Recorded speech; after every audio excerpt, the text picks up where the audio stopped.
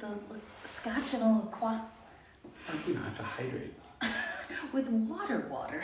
This is water. No, look. It's bubble water. No, you're going to do the same thing. Kindman does the same thing. This is me hydrating, okay? Okay. And I'm getting ready for drinking. It's hydrating and aerating. I'm going to wash this down and I'm going to fill it up with bubbles. And then I'm going to go... Bleh. By the way, are we live right now? Yeah, hello. Oh yeah, we are. Did you know already that the proper way to chase your fine scotch is with Pamplemousse Laphroig? Yeah, don't judge. I'm not judging. You know what? I'm halfway on the screen and you're fully on the screen. That's by design. I know. So I'm judging. You want to scoot over a little bit? No. I think you should scoot over a little bit. Sure. Yeah. Everybody wants to see more Steve. Oh yeah. It's my good side. Good board. Oh, good board. Yeah. There you go. Okay. Hi guys. Hi. Evening. We're gonna we're having Laphroig 10-year this evening. And it's awesome, and we're just trying to get an endorsement. Yeah. We're just going to keep talking about Laphroig until they offer us free Laphroig. And if they haven't done that within about 2 weeks, then we're going to move right on to the next one. Mm-hmm. Good. When you pour somebody a scotch, how do you figure out the measurements? Well, what do you do? These particular glasses, I go to 2 lines. Oh, to 2 lines? Well, there's one. Oh, right I there. see. Yeah. Okay. Yeah, which is like 2 fingers. Yeah. I'll tell you what. 2 very skinny fingers. Well, hey, I have thin hands. I'm gonna call that a finger. So, little fun fact: I didn't really drink like my whole life. I want to get to that. Oh, you do? Yeah. Well, let's save that. I want to get to that. But it's a quantity story. Okay, go ahead. We can get to it. Tell the quantity story. Well, I didn't really drink until COVID.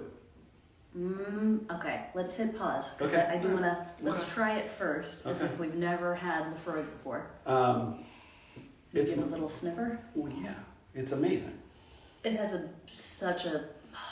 It's so far and away my favorite, Mm. and a lot of people do not like it. Those people have bad taste. Well, you just insulted my wife. Oh, no. No. And Silas, who's in the other room. Your teenage son doesn't like Laphroig either? He doesn't like the smell of it. So when I have Laphroig, Uh-huh. and then I come into the house, he knows I had it, and he hates it. It's like campfire. He can smell the bottle being opened? It's like a campfire. Mm-hmm. I thought I turned the ice maker off. They're going to kick us off the fucking thing again because they're copywriting the ice maker. The ice maker. Yeah. Okay. Oh, well. Anyway, I love this, and it's very delicious. It's a nice Wednesday night, all of a sudden. So, have you done like wine tasting things where you go through like what you think the tasting notes are in the scotch? I'm really bad at this. You're not good. You don't have a good palate. Oh, because you have like nose stuff. Shockingly bad at this game. Yeah. Okay. Yeah. So Andy Hager. Yeah. So Andy has these like adult parties, not like a peas in a bowl party. I don't know, but he hosts a lot of wine events. Yeah. And I'm really profoundly bad at like, what's this? What's that? Why is this one better? How come da-da-da? What do you smell? In fact, we got, Kindman and I got essentially disqualified on one of them because we brought over a red that was chilled, not realizing that it tastes better when it's chilled. So our wine won. Everyone liked it more because it had a slight chill to it. We didn't know we were cheating. Right. We took it out of the fridge and we went over to the party. You were juicing. You juiced We before juiced. you went to the fucking But I wine didn't know tasting. that. Oh. Kind of did, but... Okay. But let's talk about that because you do have a good sniffer and I don't. So what are you getting? Other than campfire? Yeah, there's definitely a lot of campfire, which comes from the peat. Mm-hmm. Very peaty. Mm-hmm. But what I'll say about Laphroig is it's not as fiery. You said campfire, but it's not burny. I don't find it to be very rough and offensive, like some other lesser scotches are. Lesser. Well, the Ardak has a little kick to it. Ardbeg? Yeah. Hardbag? What is it? I don't know what Ardbeg is. Big fan of Ardbeg. Isn't it right there? Mm-hmm. Are you saying it right and I'm saying it wrong? Look up there. Ardbeg. Oh, it's Ardbeg. That's what I said. Ardbeg. You said it wrong. You said... I said Ardbeg. Or you said douchebag. I said Ardbeg. So Our beg. I like Laphroig better, but they're both good. You do seem, to some extent, like a man of the world to me. In that you have traveled the world. Oh, okay. But I haven't seen the world. No. I've seen every nightclub. I've seen every gross rock venue around the world. But you are exposed to things. You have been exposed to things. You've had the opportunity to be exposed to things. You've been surrounded by people who have access to things. Sure, I can dig that. So it struck me when we first were getting to know each other that you didn't really drink at all. And that you didn't really seem to know very much about drinking or alcohol. So I think that's kind of a waspy thing, though. Is it a waspy thing? I think it is. Because I'm not a wasp. Did Jews drink? Oh, Jews drink. You just have to figure out your strategy. I know. My strategy for the first half of my drinking career was projectile vomit. Oh, that sounds amazing. Yeah. Now you know why I didn't drink. Yeah. Well. You know what? I had beer when I was in high school and I hated it. What do they say? You know I can't read like that our far. alcohol collection. It's really Steve's alcohol collection. Oh, that's nice. Hi, Cindy. Cindy. Hi, Cindy. See, I feel like there wasn't a lot of pressure for young women to drink beer. They would always get you the hard liquor, but the hard liquor was like Smirnoff or Goldschlager or Jägermeister or something fucking disgusting. Which, that's where the projectile vomit comes in. Jägermeisters. That's the end. Okay, so as somebody who didn't really drink, for you to have started drinking so late and to have already landed upon some of the finest liquids you can put in your face hole, what was your journey That was so eloquent. from no booze to Islay Scotch? Oh, that's fun. How did that happen? Well, first of all, I didn't even know that this is some of the finest liquid you can put in your face hole. I really didn't know that. It's up there. There's a guy named, this is funny actually, because I didn't realize that. That's interesting. There's a guy named Sean Van Straten. Yeah. That's a very aristocratic name. Yeah. He's an elegant man. Yeah, he's got a lot going on. I think he's too elegant to be joining us, watching us. Yeah, he's probably not here, but we'll send it to him. But I didn't drink before COVID. And then we were all locked in our houses and it seemed like a great time to drink. So I started.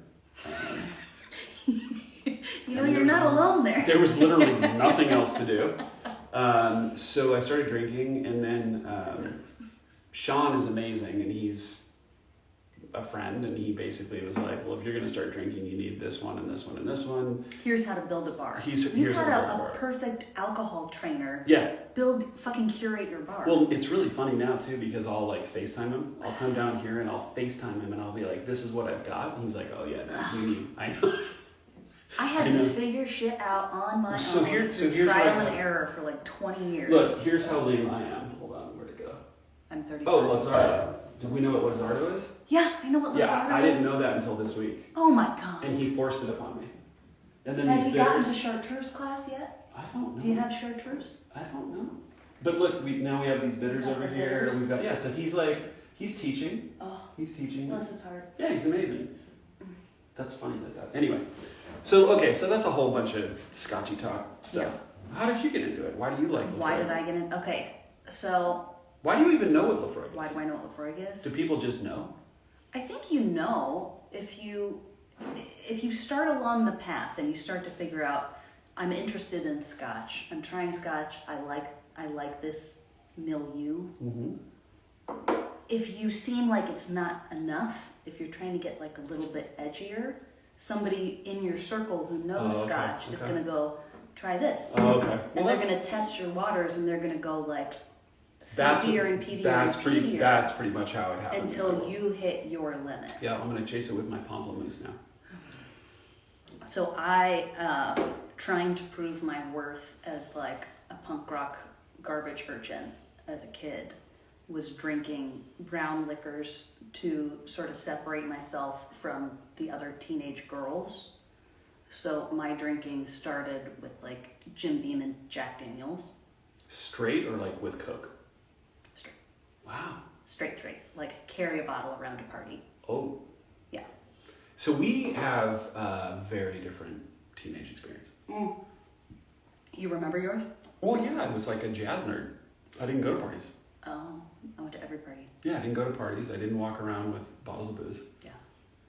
Yeah. So you start with that, and then by the time you're a legal adult and you realize what you're drinking is not great, but you want to stay on that path of whiskey treats, the adult move is scotch. Okay. So that happened fairly early. I've noticed a lot of people around my age that I ask them what their jam is, they say bourbon. I understand like Dave bourbon. Cassar. Dave Cassar's a bourbon guy. He's a bourbon guy. A lot of people are bourbon guys, which is... It's an American thing. I feel like it's a little you can bit get of a good bourbon for like $30-40. Yeah. Like it's a very different game. I get the bourbon thing, but what I think we both like specifically is the peaty note, and you don't. That doesn't happen in bourbon. That's a fact. So it's never satisfying. Bourbon is always a little sweet for me. There's a time and a place. I'll enjoy it. Where is that time and place? Oh, I don't fucking know. Right, you just don't know. Yeah, when it happens. Okay. When it happens. So, somebody wants to know who your favorite jazz drummer is. I mean, there's so many. Buddy Rich is the greatest drummer of all time. So that's full stop. He was an asshole, but he was the best drummer. And of course, jazz drummer of all time. But yeah, Art Blakey. There's so many great jazz drummers. But Buddy Rich is like that's it. But I will tell a quick jazz drum story. Okay. Only because it came up the other day in a group of musicians where a lot of us go and have coffee on Thursdays, and it was literally like all musicians. And we were talking about like our early childhood memories of falling in love with music, falling in love with your instrument, who were your heroes and all that shit, and also understanding your place in the world. And it's interesting because Chad Wackerman, his dad taught me how to play, and Chad was in the room. Like I would go sit in the garage with him when I was a little kid, and Chad was like playing with Frank Zappa and like a fucking hero. Like it was already like, I'm never going to be that good. And then when I was in like 7th or 8th grade, there was a band called the Yellow Jackets, and I went and saw them play, and Vinnie Colaiuta was the drummer. And I remember just being washed over with the fact that I will never be that good. But also like saying, and that's okay. Yeah. Like I'll find my place, but nobody can be that good. Right. Like Vinnie Colaiuta is just like... It inspired me. Out there. But yeah, it inspired me, but it also inspired me to change lanes a little bit. Because if somebody's doing it like that well, and it's just, I gotta find a different road. We got a Scotch specific question before we make a little pivot. You can see that. I can see that. Wow. Yeah. So, favorite Scotch? Oh, I'm just learning. Yeah, right now it's Laphroig. As of right now, it's Laphroig. Yeah, it's Laphroig all the way, yeah. I fully acknowledge that I have a lot of Scotches left to taste and figure out. But if I'm going to the store and treating myself, it's Lagavulin 16. Do we have that? That's it. Oh, I can smell your dinner. I just burped You a fire. burped right in my face. Can you smell it? Oh my god. Wait, do we have Lagavulin? I think we have Lagavulin 16. I don't know. Well, that'll be our next That'll one. be the next Yeah, one. we'll do I that. feel like you had it at some point. Well, I may have. maybe it's gone. All right. Okay. Are we do still? you wanna talk about real estate? Well, are there any real estate questions? I have a real estate question. Okay. We can talk about real estate stuff. Yeah, let's talk about real estate. So everybody's all very attentive to interest rates, as they should be. And our conversation around interest rates generally gets centered on primary homes. But being in a city where primary homes are very fucking expensive, it's also very common to look into secondary markets to maybe pick up like a vacation rental or a vacation home or something outside of the city that's not your primary residence. And for those, the interest rates are not the same as your primary residence. Those interest rates are going up a little bit more. There was a significant bump about a month ago. Significant bump up to what, 4%? I think it's a little over now. Yeah. That's Fannie and Freddie. Yeah. So they just said second homes now, we're going to kick that rate up a little bit, which is significant. But I also think it's appropriate. It's a bit real estate-y. Yeah. Like, it's our job, right? So I'm not trying to quell this thing, but like, I do think it's important to put this whole thing in perspective. Yeah. Because like, if you're used to hearing 2.5, 2 3/4, 3, and suddenly now we're talking about 4, 4.25, that sounds significant. It sounds scary. Right. But like, it's still unimaginably low. Like, it's historically never been this low. Even at 4, 4.25, we're under 5, which is where the Fed, with inflation and when the economy is humming, it should be somewhere around 5. Right. So we're still under that. It's still super low, and we have to think about the fact that in these secondary markets, for the most part, the reason people are buying there is because it's more affordable. So the price of the house is lower. So even if your interest rate is a little bit higher, it's probably still going to be a payment that you can. Depends what you're doing. Out. Yeah, exactly. Depends, We've seen I mean, second home, right? I mean, that's the whole thing. It's not a primary out there. It's now for somebody who's buying their first property, but they don't intend to live in that property.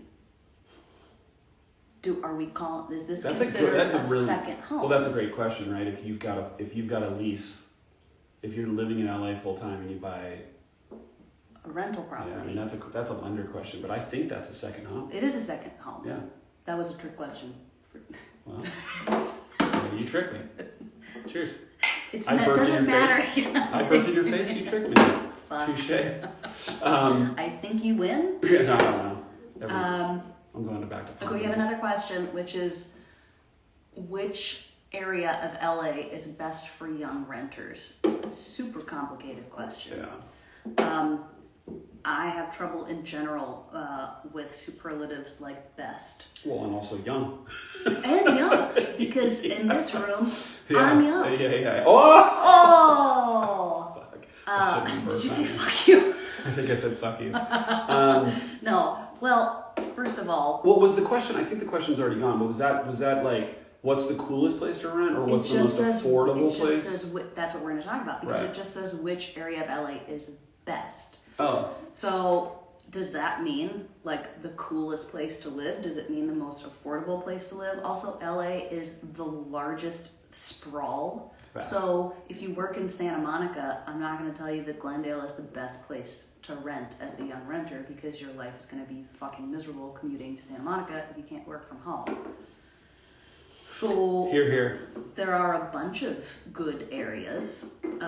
You may think that trying to get into one of the trendy areas to rent, like a Silver Lake, is not going to be the best.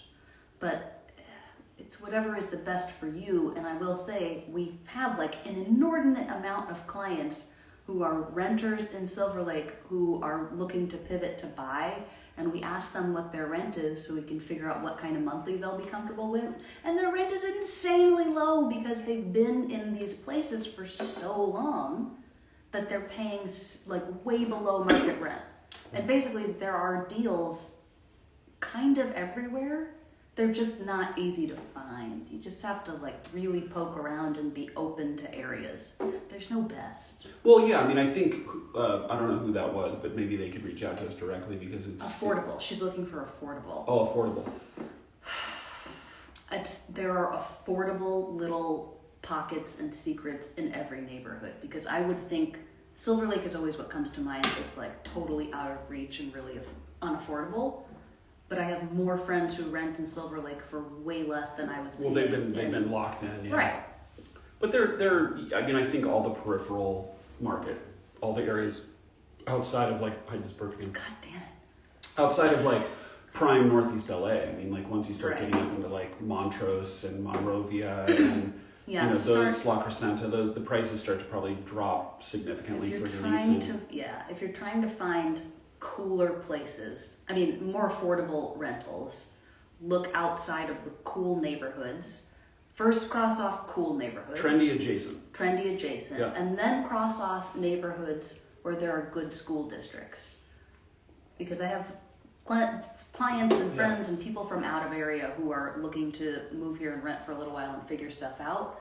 And I've heard over and over things like, I'm open to South Pasadena, which is the most unaffordable place you could possibly rent, because everybody who's renting there is renting there to get their kids in the school district. Well, even like even like a Mount Washington, where people are trying to get into the elementary and they'll pay a ton of rent. But today I had breakfast with a buddy who has a lovely house in San Gabriel, and San Gabriel came up to me. And may or may not be selling it, and blah blah blah blah. And we were talking about how much it's worth to sell, how much it's worth to lease, and I was actually surprised that San Gabriel is fairly inexpensive to lease. I mean, this is a real house. Like a real house was like $3,500-$3,600 for like a legit house. Right. So yeah, I mean, I think those kind of areas, Monroe, it's not Alhambra. Yeah. Alhambra's getting more expensive. For sure. Now that you're there. Right. It's fucking blowing up. Property value. Yeah. Look for the places that aren't really cool yet. Yep. Cool adjacent. Yep. I'm gonna pick my phone up so I don't have to change my passcode again. Are we reading questions? I want to know. Mm-hmm. We talk a lot about this whole industry being super unpredictable, and there's always something to learn, no matter how long you've been in it. So I want to know what you learned this past week. Or, we didn't do it last week. So within the past couple of weeks, what have you learned? I learned something, honestly, like, I don't know what comes, like, it's not like something's flooding in, like, these are the things I've learned. Yeah. But I feel like I learned something, like, every day, every deal. I had, ironically or coincidentally, I had 2 clients reach out today from Australia. Oh, well, because of flooding? No. So one's in Sydney and another one, coincidentally, in Byron Bay. They both have houses here, and they're considering leasing or selling them, and they wanted to talk to me about those kind of prices, and they've both got tenants in them. And so there's been a lot of, wow. Just, okay. I'm here to party. Okay. Hi, Tyler. So there's been lately a lot of lease landlord questions, Here. and that's it's just like not my wheelhouse, and suddenly I'm like really having to dig in, like how many days notice, is it written, is it not written? They like one today, this is a great example. Mm-hmm. The tenant was given a 60-day notice. Mm-hmm. They've been there a year. Mm-hmm. They were given 60 days to say, would you like to renew? Mm. They said no. Oh, so in writing. Okay, so in writing they said no. So then they reached out to me and said, let's sell it. Now we're getting ready to sell it. We're 30 days away from marketing when the tenant wrote back and said, oh fuck, it turns out we do want to renew the year lease. So today, a lot of burps. Jesus Christ. Do you know what it is? It's the Laphroig. You were right, Allie. You can't. It's the we bubbles. We need to put up like a bank teller shield right in this region. So, thank God the burps smell good, though. Yeah, they smell like kosher pork. That's what I have. So there's been a lot of that stuff, and I've been learning a lot about that. The also just kind of the nuances of negotiating. I feel like, that's my favorite part, and I feel like I'm a student of that. Yeah. The psychological part. Do you think that as it gets a little harder to get into the market to own, that we're all going to be maybe dealing a little bit more with lease tenant questions? I think people are going to be renting a little longer. They've definitely been coming up more. Getting a little more complicated. Yeah, maybe. I mean, they've been coming up more recently. This is like hardcore cheese on every level because that's not really what we do. Right. But lately, I've gone back to my mantra, which you know exactly what it is. But just help people. Yeah, just help people. Like I just, I know you probably don't handle leases, or my son's moving out there, and we live in New York, and it's like looking for like a $1,400 blah blah blah blah blah, and I just, we're just here to help. So I've been figuring out a way. Good on you. Yeah, I'm trying. You're You're a mensch. I'm not a mensch, but I am a little buzzed. That's good, because we have decided that we're trying to keep this to about the 30-minute mark, so that it stays fresh. Oh, can I ADD a little bit? Remember we were talking about quantity? Yeah. Okay, so back to the I didn't know how to, I didn't. Oh yeah, I you don't know drink. how to. Yeah. Well, I didn't drink ever. Oh, so you didn't know how much you were supposed to have? No. So well, here the crazy part is, so I learned basically how to drink here, in my house, in my bar. Okay. With my bottles. Oh. So Kyman and I will have a drink. Oh. Right? And you just pour and whatever. And then once COVID started lifting a little bit, we'd go to a restaurant and I'd be like, oh sweet, they have, whatever, Macallan, and I'd order it and it would be a fucking it'd be that much. A whisper. And I'm I literally was oh no, can I get a home pour? No, I'm not even joking. I'd call the guy over and be like, I think there's been a mistake. Maybe. There's been a mistake. There's an error with my scotch. It said $28. There's not enough. Yeah, right here it says $28. This is, and then I paid $20. That's not $28. You know what you do to get more? No. Cleavage. Oh, well, I have cleavage, but it doesn't work for me. It doesn't work. You don't lean over the bar. I was actually noticing when I looked at myself in this thing that I'm getting a little booby. Oh. I'm getting a little booby. It's okay. Well, you're like an A cup right now. We can reel that in. Anyway, more questions? Yeah. Let's bring it. Any male breast There's questions? no shame in an A cup. I guess, but they're not firm like Ashmat's. They're Those flippity are floppy. pecs. He doesn't need I them. don't have pecs. And I don't have abs. You have pecs. I have no core. I have nothing. Okay. What about you? What have you learned lately? Oh God, I thought you were. What have I learned? We're not doing that yet. What have I learned? Yeah, probably something, but nothing's coming to mind right now. Okay. Moreover, what I've learned, I want to. It's a very heavy time. It's a very heavy time in the world. Mm-hmm. It's a very heavy time in our silly fucking industry that affects people. Mm-hmm. I am by nature a fairly negative person. I wouldn't say that. Yeah. But I want to try and use. You go. I just said I wouldn't say it. You go. Ah. I want to try and use that negativity and morph it into a positivity. So here's my idea. I've heard you with clients and you're not negative. Oh, I have to fake it. Oh. As soon as I go home, I'm just a fucking angel of death. Really? Oh my God. So Danny gets that? Oh, poor Danny. Okay, all right. Poor Danny. That actually explains a lot. So I feel like we all move through our job right now having some grievances about the way that people behave around us.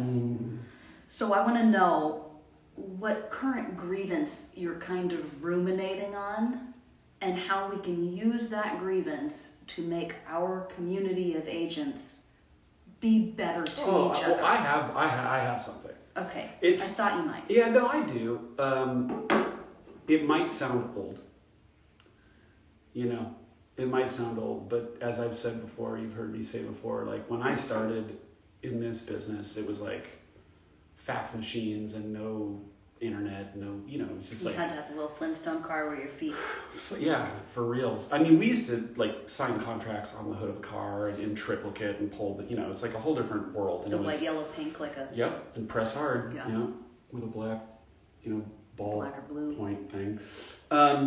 I feel like we've really started to lose the personal. Just not your hand, close your face because Oh. you can't hear. Sure. Yeah. The personal part of this industry. So, when I'm representing a buyer, I'm representing them to try and get this house, try and get it, but not blatantly overspend, try and protect them, but also remove contingencies in a way to make them look attractive. There's a real art and a nuance to it. It's a lot of balance. And if I'm not calling the other realtor, and I'm not asking questions, and I'm not romancing them a little bit, and explaining to them through the process why, in a week from now, when you make a decision, it should be with me and my client because we're going to be great in escrow. And I don't mean to say young agents, these fucking millennials or whatever. That's not what I mean. But Because it's that not art, just young. No, it's not. But that art is gone. Like people call me, and they just like they're just rude, or they don't even tell me that they're writing an offer, and the offer just gets sent in. And I don't know who they are. There's no connection. There's no, it's there's like no foreplay. None, zero. It's like it kind of blows my mind, and I just think like agents should treat agents with more respect. Yes. And for some reason, I've just noticed. I mean, there used to be, I guess there still is, but there used to be a crew that like there was a lot of respect going around. There still is. Yeah. It's just this is a thing that I try to explain to clients all the time. Is that when there's a hot market, that just means an influx of agents who not even new agents, but also like part-time agents, any agents who really don't understand the art and the dance and the balance. Yeah. And so you don't get the same kind of experience because they're just fucking rogue and they don't communicate. Yeah. And they have no relationship with the other agents. They don't care about any of the relationships. Right, because they're burning. They're going to be in and out so fast. Right, they're taking advantage of a moment, and they don't give a fuck about longevity either with their client or with the other agents because they know that this is just transient. It's amazing. There are more than a handful of agents that I've been like friendly with for 20 years. Mm-hmm. I mean, literally, like, I remember when some of them were assistants, and now they're hugely successful. And, like, we all kind of came up through this thing together, and we respect one another. And then, like you said, like, when the market gets hot, there are all these names that, like, no one's ever heard of that person. Mm-hmm. And they treat you like shit. And it's interesting because, and your client's like, do you know this agent? And I'm like, nobody knows this agent. Yeah, well, look at their area code. You're like, no one's ever heard of that agent. Yeah. But they're probably just going to be in and out of the business in a minute. And if you think about it too, it's like, that 10,000 hour rule. It's like to get really good at something, how much time do you spend? Right. And I mean, not like patting you on the back and me on the back and our team on the back, but like, I think we did like 150 transactions last year, right? Or more. I think even more. Yeah. But regardless, it's like, that's a lot of experience. If you're doing that every year, that kind of volume, like you know how to do this job. If you're doing a handful of deals and you also have another job and you're also running around, it's like you're not in it. You're just not in it. Yeah. I mean, this is like, I don't know, whatever, tangent, but that pisses me off. Like just these randoms that just come in and out and winging and dinging. Winging and dinging like a friggin' ding dong. Yeah, winging and dinging like a friggin' ding dong. Kind one's home. Be on your best behavior. Always. Kind when we're here. Hi. You're live, Kind. Anyway. Yeah. Okay. Well. Hi, John. Oh, look at that. Mark's here. So I think you would appreciate. Yeah. So I was trying to do some research for a buyer client. Mm-hmm. And client's interested in a condo, but it's not like a normal condo building. It's a little funny. So I would think that, I'm not sure if all of the normal average HOA rules kind of apply. Most condo buildings, the HOA is going to restrict what kind of pets you can have and how many because they don't want each condo turning into a petting zoo. So the normal thing is two dogs, 2 cats, one of each. Usually they stay under 25 pounds. Sometimes it doesn't matter at all. So there are 2 things people ask about really often with condos, which are pet restrictions and rental restrictions. Like if I buy it now, do I have to wait to rent it out? What are the rules? Well, and Airbnb, short-term. And Airbnb, stuff, blah, blah, blah. So it's a slightly weird place. These are my only questions for the agent. I make it very clear. They should know that because everyone's going to ask the same fucking thing. Everyone's going to ask that. Yep. I make it very clear. We have an appointment today to go see it. I haven't seen it yet. But I have a feeling these questions are going to come up. I would like to have the answers to these questions if they get asked on the spot. So I just say, have an appointment. Do you know pet restrictions, rental restrictions? Yep. The response I got back was 7-day inspection, no appraisal. Yeah. That's a non sequitur, and it's didn't answer the question. It's a non sequitur, and it's bitchy. It's so fucking presumptuous, and you don't know that we want it. We haven't seen it yet, and you can't answer the basic questions. Well, that's the same agent who's going to insist on you removing your inspection contingency when you don't even know. You don't know anything about it, and they don't know anything about it. So this agent said 7-day inspection, no appraisal, just in the text. Because he or she didn't even know. And I said, LOL. And they, a great response when they weren't trying to be funny. And they responded, that's what it takes to win. You're not going to be the only offer on the table. And I was like, we haven't even seen it yet. Yeah, I mean, that's the shit we're up against. It's dumb. Okay, well, you seem like you're getting there. We're getting there time-wise. There was a story I was going to tell, and I already forgot it. Hold on. You forgot? Wait. Oh, that's my phone up there. I was going to look at my text. No, you can't. No. Okay. I got it. I got it. It's a super random story, but the other day, you know that, like, in our group chat, whenever, like, you guys, who are the kids, the youngins, when you guys use, like, when we use acronyms? Yeah. I don't know any. Yeah. So, like, most of the time I have to Google them, and I feel like... Spit take? He's like LMAO. You Googled MO? No, but like literally, I don't know what you guys are talking about. Like on the ground rolling. I'm gonna start making shit up. So anyway, so the other day, I'm in a. Sidonia, I had to text you back. Oh, hey, Sidonia. So I'm texting with a friend, with Laura and Rupert, and we were figuring out the dinner thing, and then I said something in a text, and she wrote NOPD. So I'm like, oh, fuck it. Like, here we go again. And she's like my age. So I'm like, oh, now I'm really out of the loop, right? So I'm like, oh, shit, what does that mean? If you guys, I'm not going to look at the screen, but if you know what NOPD means, just type it. I think the moral of the story is they don't. They don't. Yeah. Because it's not a thing. Right. So I go, so check this out. But here's this. But this is the story, right? So I'm like, NOPD, what the fuck, right? So I say to Kyna, I'm like, hey, what's NOPD mean? And she goes, I don't know. She was like, Google it. So I Google it, and the only thing it says when you put in NOPD is New Orleans Police Department, right? So I'm like, oh, well now I'm even less cool because like, why did she say? What is the reference to the? Why did she say New Orleans Police Department? You're like Mardi Gras. I'm like, what the fuck? I just asked her a question, and she wrote NOPD, and now NOPD means New Orleans Police Department. So then I come down to the source, right? I've got how old is he? 15. So I've got a 15-year-old. Oh yeah. He just turned 15. Did you just turn 15? 07. Yeah, he's 15. Shit. So I come down to talk to the 15-year-old. Yeah. And I go, hey, Silas. And he's like, yeah. I go, what's NOPD mean? And he goes, literally, he goes like this. He goes, I don't know. New Orleans Police Department? So that's what it means. Okay, so I'm like, what the fuck? So I go back upstairs, I say to Kyna, and I go, what does that mean? He was like, I don't know, it's the first thing that came to mind. So I go up to Kyna, I'm like, okay, I'm losing my mind with this NOPD thing because now multiple sources say New Orleans Police Department. So I check my phone again, and Laura wrote, oops, meant to say, nope, NOPD. Megan says autocorrect for nope. Yep, that's what it was. Yeah. I went through like a 15-minute shame spiral because I'm not cool enough to know what NOPD. Why we keep talking then about it's New Orleans Police Department, and it turns out it was just a typo for nope. Yeah. Who got that? Megan. Megan, you should win something. I'll bring you a mug tomorrow. How about a space heater for your desk? Oh, we already got her that. Yeah.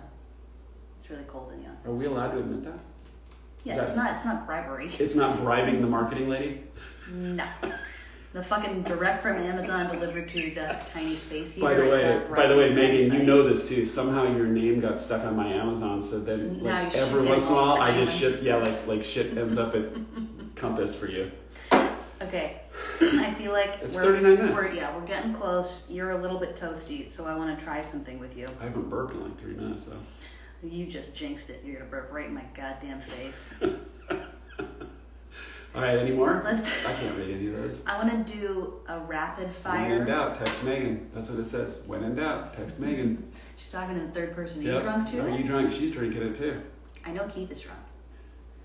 Okay, so we're gonna do a rapid fire. Oh. Rapid fire, either or. So I'm gonna give you choices. You gotta pick one. Don't think about it. Just pick. Are you gonna do it too? No, because you didn't write one. You always ask me to do it and I never do. What was your first car? That's a joke. All right. That's an inside joke. It doesn't matter. Yeah. Okay. Okay, so next time, maybe you come up with a rapid fire, I say I'm either gonna do it or. every time.